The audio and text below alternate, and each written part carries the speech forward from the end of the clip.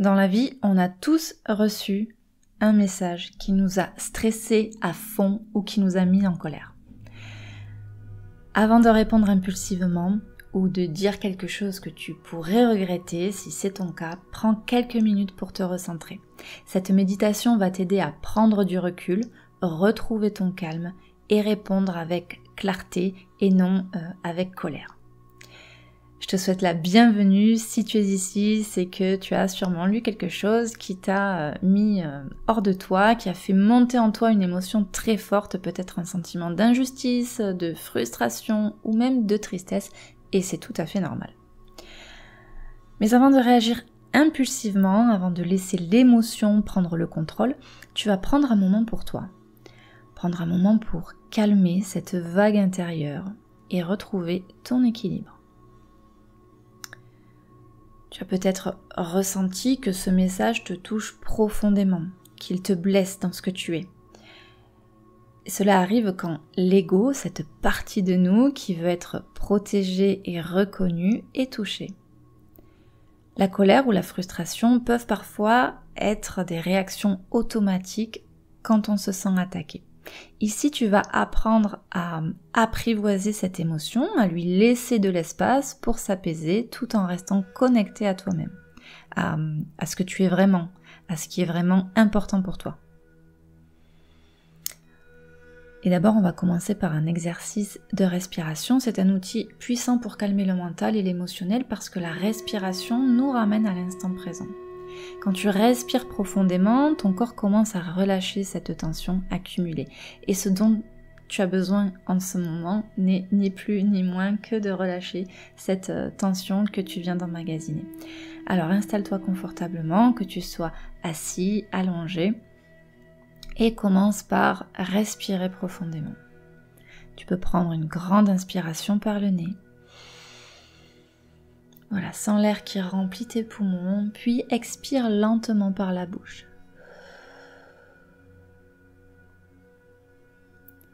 Et sens que chaque souffle te détend un peu plus. Et tu répètes ça, tu inspires profondément. Et tu expires lentement. Et imagine que ta colère s'échappe avec chaque souffle que tu laisses aller. Continue à respirer lentement, en imaginant que ton corps et ton esprit se calment avec chaque respiration. Voilà. Et plus tu respires et plus tu te dis que tu n'es plus dans l'urgence de réagir. Au fur et à mesure que tu continues de respirer, tu peux sentir ton corps se détendre. Tes épaules s'abaissent. Ton ventre devient plus souple. Tes mâchoires se desserrent. Et tu laisses cette tension quitter doucement ton corps comme si tu libérais un poids que tu portais.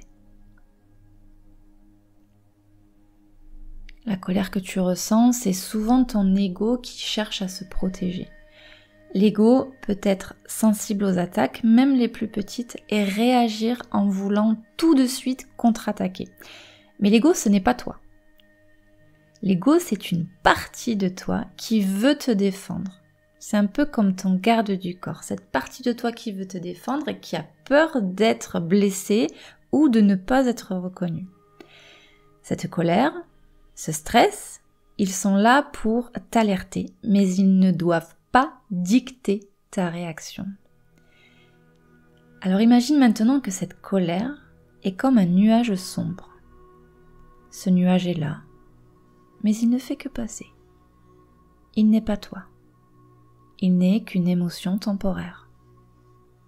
Et tout comme un nuage, cette émotion va finir par s'éloigner, si tu lui donnes un peu de temps. Alors prends un moment pour observer ce qui se passe en toi. Sois sincère avec toi-même. Dans ce message-là, par exemple, qu'est-ce qui t'a fait réagir ? Est-ce que ce message a touché quelque chose de personnel en toi ?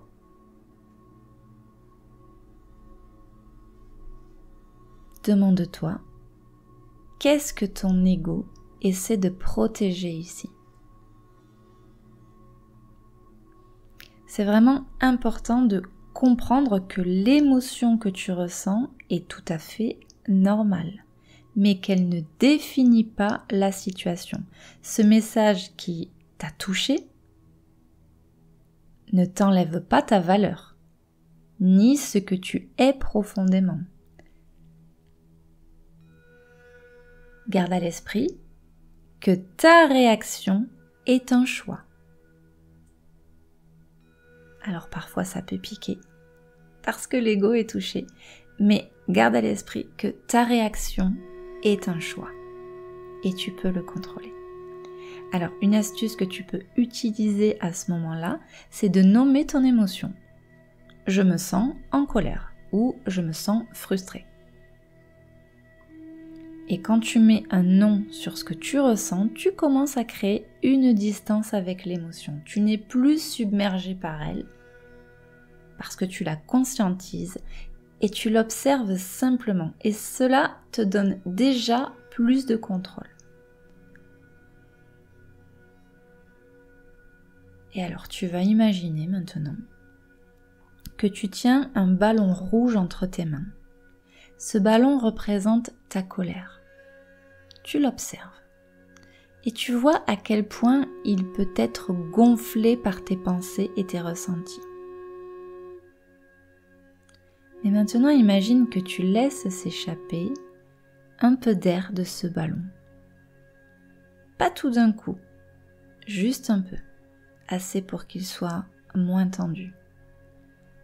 Et tu n'as pas besoin de faire éclater cette colère, juste de la laisser s'adoucir, se dégonfler progressivement.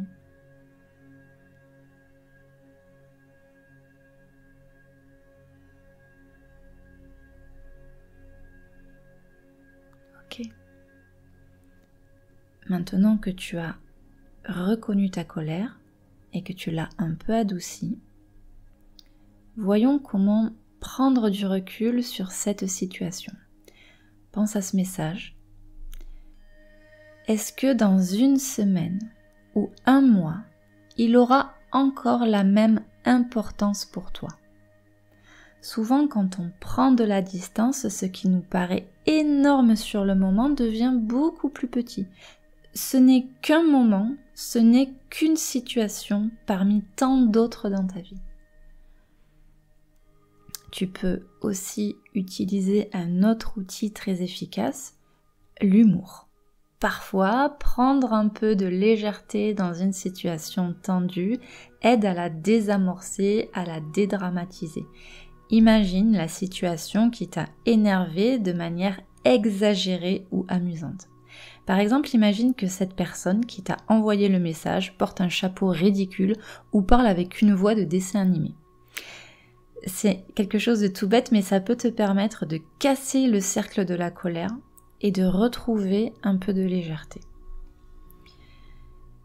Ce qui ne va rien enlever si cette personne t'a profondément atteinte, on est d'accord, mais le fait de dédramatiser, de désamorcer le ton va t'aider à relativiser et à prendre du recul sur la situation et à gérer, à contrôler ta réaction. Un autre exercice ludique, imagine que tu es dans un théâtre et que tu regardes cette situation comme une pièce de théâtre qui se joue devant toi. Les personnages sont là, ils jouent leur rôle, mais toi, tu es assis, assise, dans le public. Tu observes. Tu n'es plus dedans. Tu es spectateur ou spectatrice. Et en faisant cela, tu vas voir que ça va aussi t'aider à ne plus te sentir aussi impliqué émotionnellement et à voir la situation sous un angle différent. Peut-être avec un peu plus de justesse.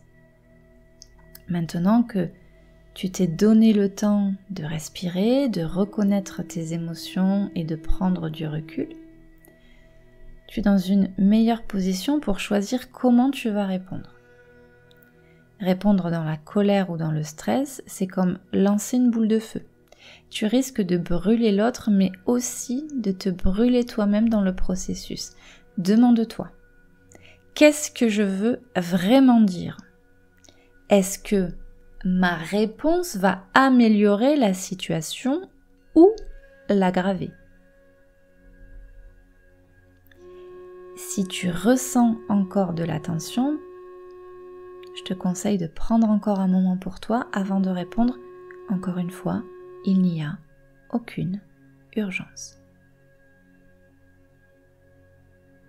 Si la réponse que tu t'apprêtes à donner peut attendre 10 minutes, 1 heure ou même une journée, eh bien promets-toi de prendre ce temps. Parfois, la meilleure réponse est de ne pas répondre tout de suite. Tu peux choisir d'écrire ta réponse sur un papier ou dans tes notes sur ton téléphone, mais sans l'envoyer. Reviens plus tard, avec l'esprit plus clair.